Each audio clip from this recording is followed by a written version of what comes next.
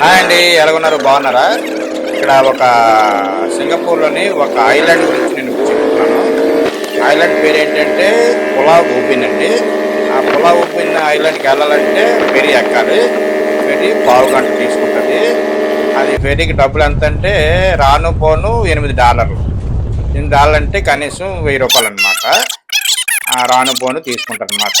అక్కడికి వెళ్ళిన తర్వాత జస్ట్ పావుగంట పడుతుంది వెళ్ళిన దానికి.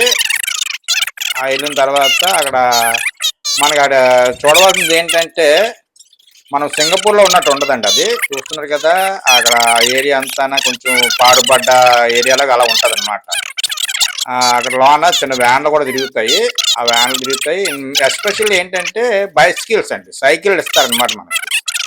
సైకిల్కి ఒక రోజుకు పొద్దున్నే సాయంత్రం వరకు తిరగచ్చు, 6 గంటల వరకు తిరగచ్చు. $8 తీసుకుంటారు అనమాట. అది ₹1000 అవుతుంది. వెళ్ళి ఆ సైకిల్ మీద తిరగడమే, మొత్తం అంతా తిరగడమే.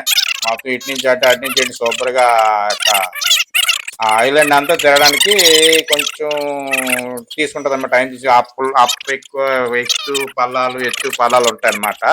అలాగే వెళ్ళి తిరగవచ్చు అనమాట. ఇంకా పెద్ద ఏమి ఉండదండి అక్కడ.